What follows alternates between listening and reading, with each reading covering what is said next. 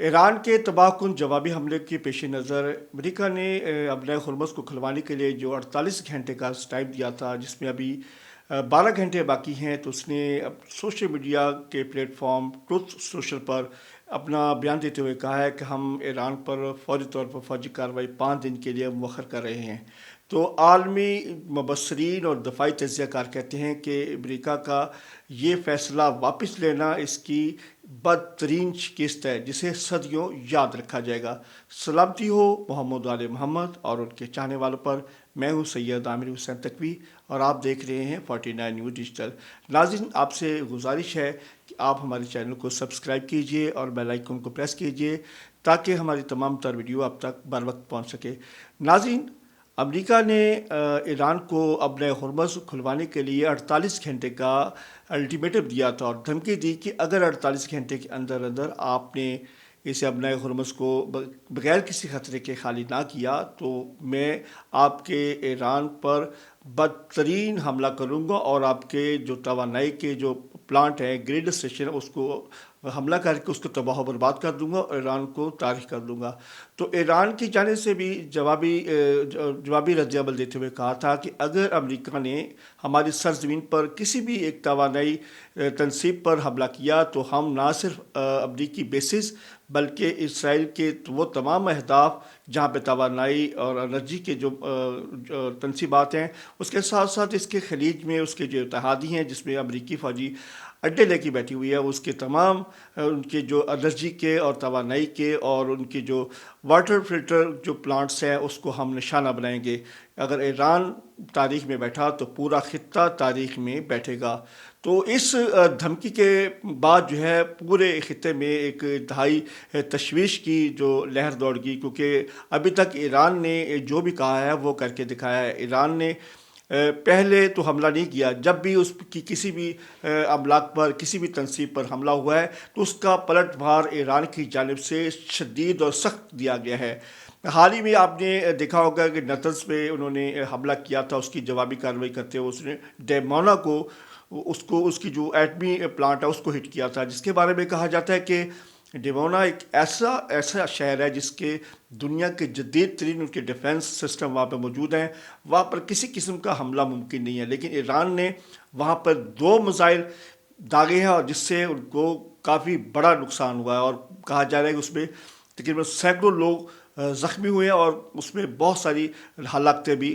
उसकी हलाकतों के भी शवाहिद मिल रहे हैं। तो अब सूरत हाल ये है कि ईरान की जानिब से जो दी जाने वाली धमकी के अगर ईरान में की बिजली गई तो पूरे खित्ते की हम बिजली को काट देंगे। तो इस ख़तरात के पेश नज़र अमेरिका ने जो है ये फ़ैसला वापस लिया और कहा है कि हम फ़िलहाल जो इसको ईरान पर जो की तनसीबात पे हम हमला करने जा रहे थे उसको हम 5 दिन के लिए उसे फ़ौजी हमले हम मौखर कर रहे हैं। उसमें यह बताया गया कि इसकी वजह यह बताई है कि पिछले 2 दिनों से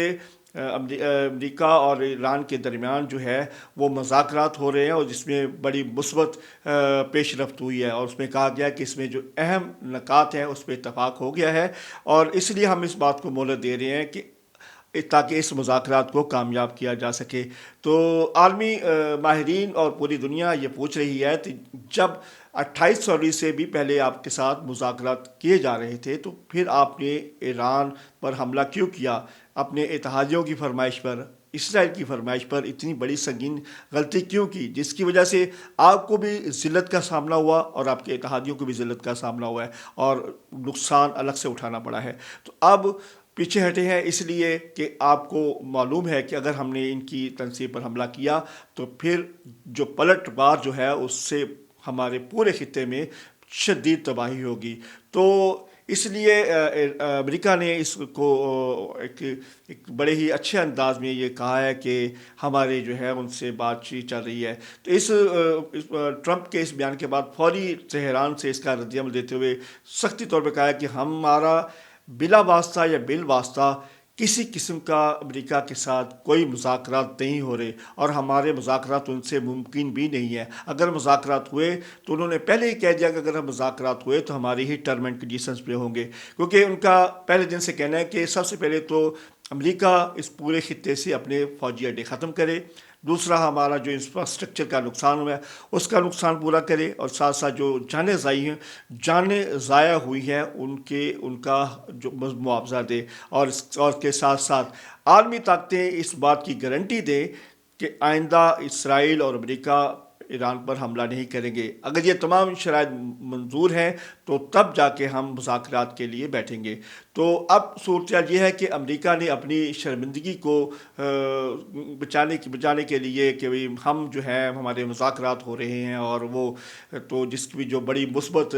پیش رفت ہو رہی ہے، ہم اہم نکات پر اتفاق کر چکے ہیں، تو اس کے لیے جو ہے ہم اس کو وقت دے رہے ہیں۔ ہاں البتہ امریکہ کا ایک اوکسیس ایک نیوز آؤٹ لیٹ ہے جو بڑا معتبر ہے، جو اندر کی خبریں دیتا ہے، ان کی